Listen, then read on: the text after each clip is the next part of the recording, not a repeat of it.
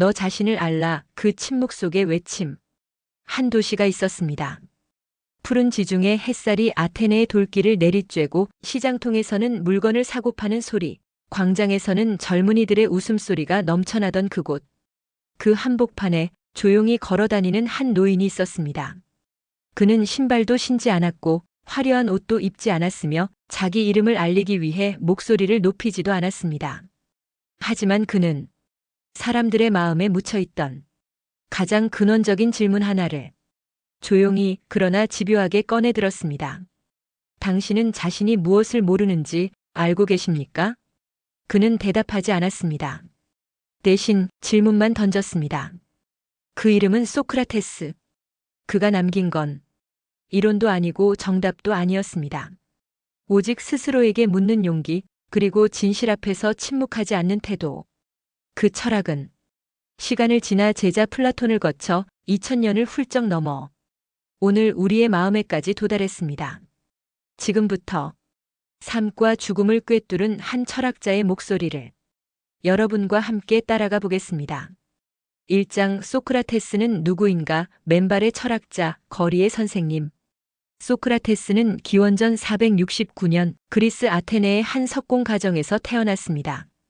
그의 아버지는 석공이었고 어머니는 산파였습니다. 어쩌면 그 두 직업이 그의 삶과 철학을 이미 예고하고 있었는지도 모릅니다. 석공은 돌을 다듬어 형태를 만들고 산파는 생명을 이끌어 세상 밖으로 꺼냅니다. 소크라테스는 바로 그런 사람이었습니다. 사람들의 마음속에 있는 무언가를 꺼내어 빛 속으로 드러내고 삶이라는 거친 돌덩이에서 본질의 형태를 조각하려는 철학자. 외모와 태도 도시의 이방인 같은 철학자. 그는 보기 드문 외모를 가지고 있었다고 합니다. 크고 튀어나온 눈, 넓적한 코, 다듬어지지 않은 수염과 맨발. 그는 잘 씻지도 않았고 옷차림에 신경 쓰지도 않았습니다. 어떤 연회 자리에서도 고개를 숙이지 않았고 어떤 고위 인사 앞에서도 목소리를 낮추지 않았습니다. 사람들은 처음엔 그를 조롱했습니다. 그러나 어느 순간 그의 말 한마디가 자신들의 삶을 송두리째 흔들고 있다는 것을 깨닫고 그를 경계하기 시작했습니다. 나는 그저 모른다는 것을 아는 자일 뿐이다. 그는 말했습니다. 내가 다른 사람들보다 지혜로운 것이 있다면 내가 무지하다는 사실을 알고 있다는 점이다. 그는 자신을 무지한 자, 즉 아는 것이 없음을 아는 사람이라 불렀습니다. 그리고 아테네의 광장, 시장, 운동장, 심지어 목욕탕에서도 사람들에게 다가가 물었습니다. 정의란 무엇입니까? 용기란 무엇이지요? 당신은 왜 그런 생각을 하고 있습니까? 그의 질문은 때로 불쾌했고 때로는 그 사람의 지식과 자존심을 무너뜨렸습니다. 하지만 그는 결코 그들을 비웃거나 깎아내리지 않았습니다.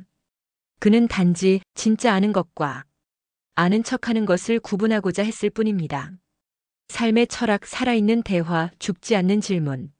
소크라테스에게 철학은 지식의 축적이 아니라 질문의 지속이었습니다.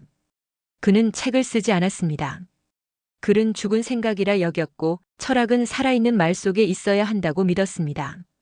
그래서 그는 언제나 사람들과 말하고 그들의 말 속에 숨은 논리를 해부하며 그들 스스로가 스스로를 이해하도록 이끌었습니다.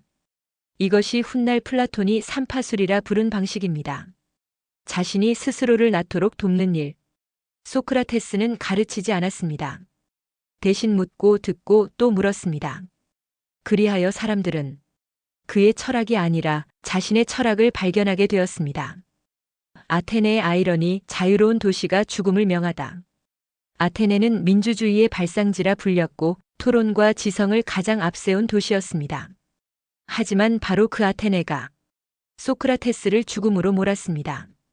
그는 젊은이들을 타락시켰다는 이유로 신을 믿지 않았다는 죄목으로 기원전 399년 독배를 마시고 생을 마감하게 됩니다. 그것은 하나의 역사적 사실이자 인류 지성에 새겨진 영원한 질문입니다. 진실을 말하는 자는 언제나 환영받는 존재인가? 소크라테스는 죽음을 앞두고도 당당했습니다. 죽음은 두려운 것이 아닙니다. 그것은 영혼이 다른 세상으로 옮겨가는 순간일 뿐입니다. 그는 살아있는 동안 단 한 번도 스스로를 부인하지 않았고 죽음 앞에서도 철학자로 남았습니다. 소크라테스의 인생 수업의 첫걸음은 진정한 지혜란 무엇인가를 묻는 데서 시작됩니다. 그의 맨발은 고된 삶을 걷기 위함이 아니라 가장 본질에 가까운 진실을 밟기 위한 선택이었습니다. 2장 아는 것과 모르는 것, 무지를 아는 지혜. 아테네 사람들은 자신을 잘났다고 생각했습니다. 수사학자, 장군, 시인, 정치가, 장인, 상인들까지 각자 분야에서 내가 안다는 자부심으로 살았습니다. 그러던 중 신탁 하나가 도시를 흔들었습니다. 델포이 신전의 여사제가 말한 것입니다. 세상에서 가장 지혜로운 사람은 소크라테스이다. 소크라테스는 이 말을 듣고 크게 당황했습니다. 나는 아무것도 모르는데 어찌 나를 가장 지혜롭다 하시는가? 그는 이를 확인하기 위해 스스로가 지혜롭지 않다는 것을 증명하려고 아테네의 지혜롭다는 자들을 찾아다니기 시작합니다. 그리하여 그는 질문을 던졌습니다. 당신은 진정 그것을 알고 있습니까? 그는 정치가에게 정치의 본질을 물었고, 시인에게 시가 어떻게 영감받는지 물었고, 장인에게 기술의 기준을 물었습니다. 하지만 놀랍게도 그들은 자신이 무엇을 말하는지 모른다는 사실을 몰랐습니다. 정치가는 그럴듯한 말만 했고, 시인은 감정에 기대었고, 장인은 자신의 기술을 넘어서는 사고를 하지 않았습니다. 결국 소크라테스는 이렇게 결론 내립니다. 그들은 자신이 모른다는 사실조차 모르고 있다. 나는 그것을 안다. 그러므로 나는 그들보다 지혜롭다. 이 말은 교만이 아니라 모른다는 자각이 진짜 알의 출발점임을 선언한 것입니다. 무지를 두려워하지 않기. 소크라테스가 말한 무지는 수치가 아니었습니다. 그는 나는 모른다는 말이 가장 정직한 철학의 시작이라 보았습니다. 무지를 아는 자는 경청할 수 있고 질문할 수 있고 스스로를 의심할 수 있습니다. 반면 스스로 안다고 믿는 자는 닫힌 귀와 닫힌 마음으로 진실을 거부합니다. 그리고 그런 마음은 언젠가 독선이 되고 독선은 폭력이 됩니다. 소크라테스는 말합니다. 지혜는 지식이 아니라 그 지식이 확실하지 않음을 인식하는 데 있다. 진짜 무지 vs 가짜 지식. 오늘날 우리도 수많은 정보를 접합니다. 뉴스, SNS, 유튜브, 기사, 책, 팟캐스트. 그러나 우리는 정말 그것들을 이해하고 있는 걸까요? 소크라테스는 경고합니다. 지식은 사실을 아는 것이 아니라 그 사실이 무엇을 의미하는지를 아는 것이다. 가짜 지식은 우리에게 질문을 멈추게 만들고 확신이라는 독을 심어줍니다. 그는 그것을 가장 위험한 무지라 불렀습니다. 왜냐하면 모른다는 것을 모르는 자는 절대 배울 수 없기 때문입니다. 무지를 아는 사람은 어떻게 살아야 하는가? 소크라테스는 말합니다. 나는 단지 너보다 나 자신이 더 무지하다는 것을 알 뿐이다. 그러므로 그는 어떤 권위도 맹신하지 않았고 어떤 지식도 절대화하지 않았습니다. 그는 늘 묻고 다시 묻고 지금 이 순간 자신이 모르는 것이 무엇인지 살피는 삶을 살았습니다. 그 삶은 불안정했지만 늘 깨어있는 정신이었습니다. 그것이 바로 검토된 삶이었습니다. 우리가 어느 날 나는 이것을 모른다고 솔직히 인정할 수 있다면 그 순간부터 우리는 진짜 지혜에 한 걸음 다가가게 되는 것입니다. 3장 검토되지 않은 삶은 살 가치가 없다. 질문의 힘. 기원전 399년 아테네 법정에서 열린 재판. 70세 노인 소크라테스는 피고인석에 앉아 있었습니다. 그는 국가의 신을 믿지 않고 젊은이들을 타락시켰다는 죄로 기소되었고 자신의 생명을 지키기 위한 마지막 진술을 해야 했습니다. 그러나 그는 애원하지 않았습니다.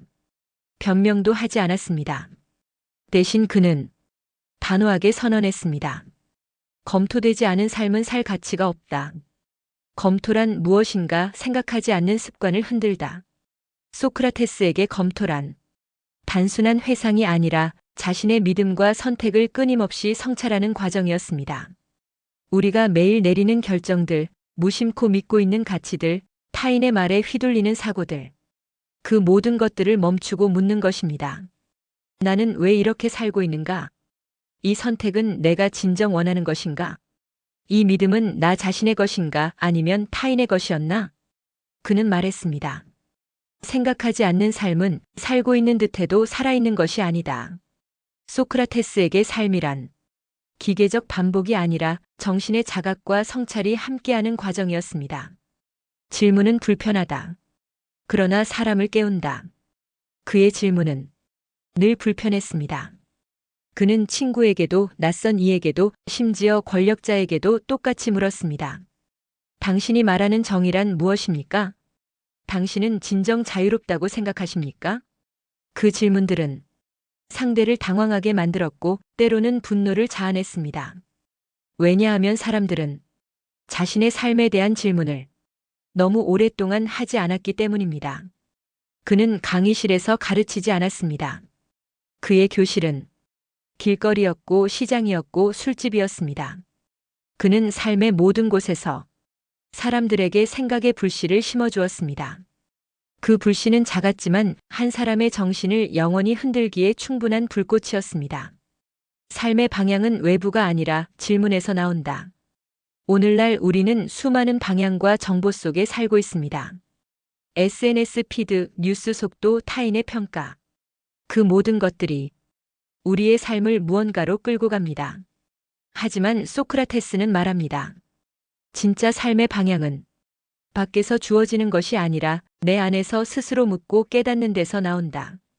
그의 철학은 무엇을 성취하라는 명령이 아니라 왜 그것을 성취하려 하는가를 묻는 반성이었습니다.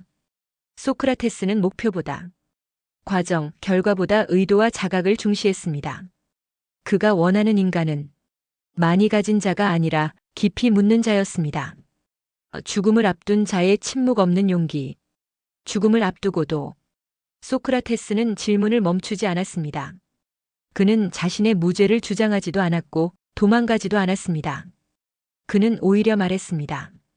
죽음은 나에게 두렵지 않다. 오히려 진실을 부정하며 살아가는 삶이 더 두렵다. 그는 정의롭지 못한 타협보다는 당당한 죽음을 선택했습니다. 그 선택은 한 시대를 충격에 빠뜨렸지만 그의 죽음은 곧 철학이 무엇인지를 온몸으로 증명한 행위였습니다. 그는 죽었지만 그의 질문은 살아남았습니다.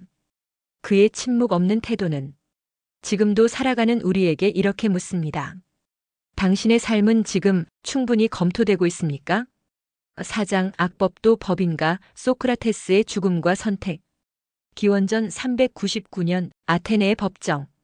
소크라테스는 배심원단 앞에 서 있었습니다. 기소 이유는 두 가지였습니다. 1. 국가가 정한 신을 믿지 않고 새로운 신을 전파했다. 2. 젊은이들을 타락시켰다. 이 고발은 사실상 그가 아테네의 권위와 전통, 그리고 기득권의 위선을 흔들었기 때문이었습니다. 그의 질문은 불편했고 그의 말은 권력을 위협했습니다. 그를 없애려는 자들은 말했습니다.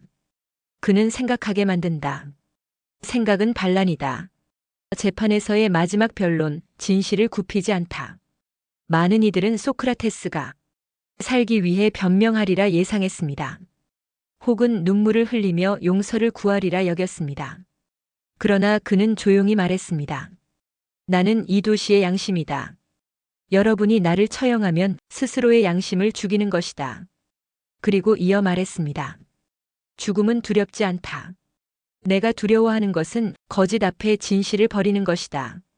그의 단호한 태도는 일부 배심원들을 흔들었지만 결국 유죄가 선고되었습니다. 형량을 정하는 자리에서 그는 자신에게 어울리는 벌로 국가가 제공하는 무료 식사를 제안했습니다. 그는 조롱하지 않았습니다. 단지 자신은 죄가 없고 국가가 기릴 만한 사람이라고 여겼기 때문입니다. 하지만 그 말은 오만함으로 오해되었고 최종적으로 사형이 선고됩니다. 도망칠 기회, 그러나 그는 떠나지 않았다. 제자 크리토는 몰래 감옥을 찾아와 말했습니다. 스승님, 우리가 돈을 모았습니다. 간수도 매수했습니다. 지금 탈출하실 수 있습니다. 그러나 소크라테스는 고개를 저었습니다. 나는 이 도시에서 태어났고 이 법 아래에서 살았다. 그 법이 부당하다고 여길 수는 있지만 그것을 어기며 살아간다면 내가 지금까지 말한 모든 철학은 거짓이 된다. 그는 악법도 법이라 말한 것은 아닙니다. 그는 악법도 따르자고 주장한 것이 아닙니다.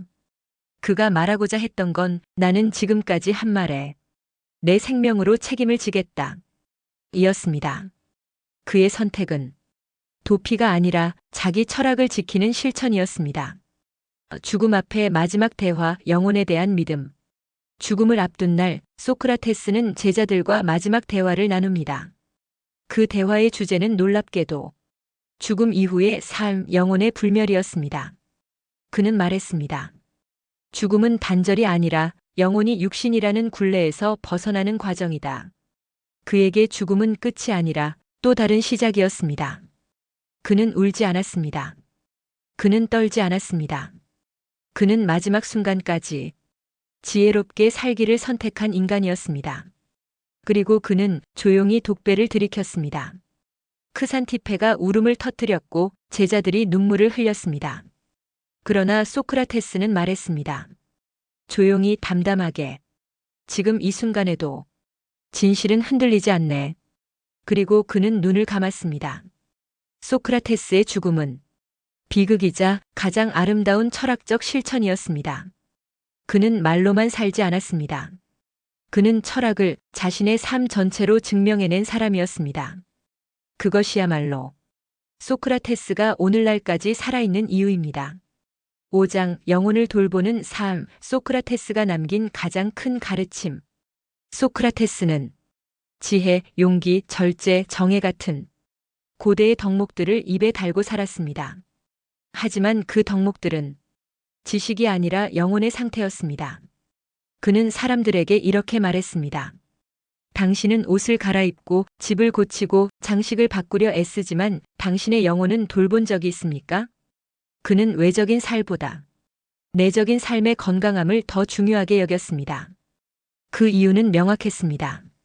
외적인 조건은 순간의 행복만을 주지만 내면의 상태는 삶 전체의 방향을 결정하기 때문입니다. 영혼이란 무엇인가? 감정인가? 이성인가? 그 너머인가? 소크라테스가 말한 영혼은 단지 감정이나 기분의 상태가 아닙니다. 그는 인간을 육체와 영혼의 결합체라 보았습니다. 육체는 시간에 따라 쇠하고 상황에 따라 흔들립니다. 하지만 영혼은 의지를 만들고 판단을 이끌고 양심을 결정짓는 중심이라 여겼습니다. 그는 말합니다. 육체는 병들어도 고칠 수 있으나 영혼이 병들면 인생이 병든다. 영혼을 돌본다는 말은 자신의 내면을 탐색하고 성찰하고 맑게 유지하는 것을 의미합니다. 일상의 순간들 속에서 영혼을 점검하라. 소크라테스는 영혼을 돌보는 방법이 거창한 수련에 있지 않다고 했습니다. 그는 말합니다. 당신은 매일 무엇을 보고 듣고 말하며 그것이 당신의 영혼에 어떤 자국을 남기는지 알고 있습니까? 그의 가르침은 명상보다 질문에 가까웠고 기도보다 성찰에 가까웠습니다. 오늘 내가 말한 것은 진실했는가? 내가 침묵한 이유는 두려움 때문인가? 배려 때문인가? 내가 누군가를 판단할 때 나 자신은 그것으로부터 자유로운가? 이런 작은 질문들이 하루를 다르게 만들고 그 하루가 모여 인생을 바꾼다고 그는 믿었습니다. 영혼보다 재물을 중시하는 시대에 대한 비판.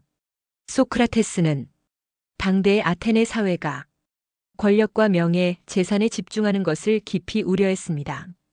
그는 말합니다. 사람들은 부유해지기 위해 온갖 지식과 기술을 배운다. 그러나 영혼을 위해 아무것도 배우려 하지 않는다. 그는 진정한 부는 정직함, 절제, 정의로움, 그리고 자신을 다스릴 줄 아는 마음에서 비롯된다고 믿었습니다. 그래서 그는 종종 장터에서 서성이며 혼잣말을 했습니다. 아, 이 많은 물건 중 내가 필요 없는 것이 이렇게나 많구나. 그 말은 욕망을 포기하라는 뜻이 아니었습니다. 욕망을 절제하는 힘을 갖자는 뜻이었습니다. 그는 외적 풍요가 영혼을 지배하게 될 때 인간은 도구가 된다고 보았습니다. 반대로 영혼이 중심이 되어 살아갈 때 삶은 비로소 인간다운 깊이를 가질 수 있다고 보았습니다. 노년의 철학, 나이 들수록 영혼을 더 돌보아야 한다. 소크라테스는 젊은이들에게 질문을 던졌지만 노년에게도 큰 울림을 주는 철학자였습니다. 왜냐하면 인생의 끝자락에서 우리가 진짜로 지켜야 할 것은 재산도 아니고 명예도 아닌 스스로의 영혼 상태이기 때문입니다. 그는 말합니다. 죽음은 영혼을 벗겨내는 순간이다. 그 순간 당신의 영혼은 무엇으로 빛나고 있을 것인가? 그 말은 삶의 매일매일을 어떻게 살아야 할지를 다시 묻게 합니다. 지금 내가 하는 말과 행동, 내가 품는 감정과 생각이 내 영혼을 더 맑게 하고 있는가 아니면 흐리게 만들고 있는가? 그 물음이야말로 가장 깊은 소크라테스의 가르침입니다. 이제 우리는 소크라테스가 남긴 이 단단한 말에 조용히 귀 기울일 수 있어야 합니다. 너 자신을 돌보라. 너의 영혼은 지금 어떤 모습인가? 6장, 오늘날의 우리에게 소크라테스가 건네는 삶의 지혜. 현대는 속도의 시대입니다. 정보는 넘쳐나고 관계는 빠르게 연결되고 삶은 끊임없이 효율과 성과를 요구합니다. 그러나 그 속에서 우리는 점점 자신이 누구인지, 무엇을 원하는지, 왜 살아가고 있는지를 묻지 않게 됩니다.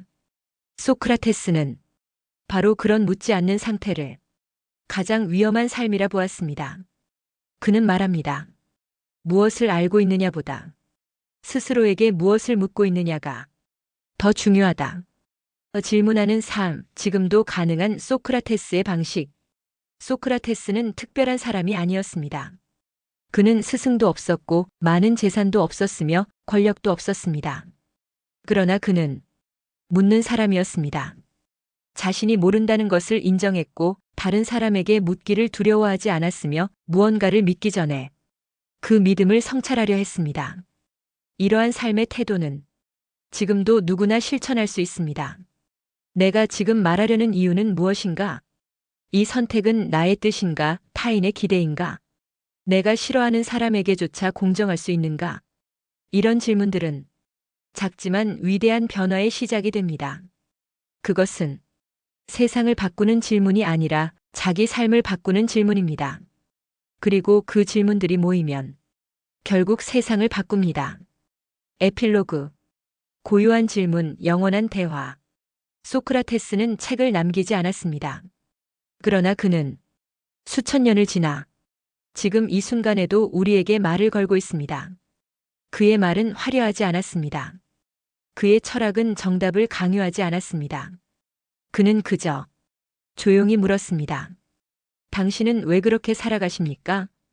그 물음은 시간을 넘어, 국경을 넘어, 세대를 넘어 오늘 우리에게 도달합니다. 그는 성공을 말하지 않았고 기술을 자랑하지 않았으며 권력에 의존하지 않았습니다. 그는 오직 어떻게 살아야 할 것인가를 삶 전체로 고민했던 사람입니다. 그의 죽음은 끝이 아니라 철학의 시작이었습니다. 그의 침묵 없는 죽음은 오늘 우리에게 말 없는 울림으로 남아 있습니다. 오늘 하루 한 번쯤은 자신에게 물어보시기 바랍니다. 나는 지금 어떤 삶을 살고 있는가? 여러분의 좋은 친구 쿨라이프 TV였습니다. 여러분의 구독과 좋아요 그리고 알림 설정은 더 좋은 콘텐츠 제작에 큰 힘과 격려가 됩니다. 감사합니다.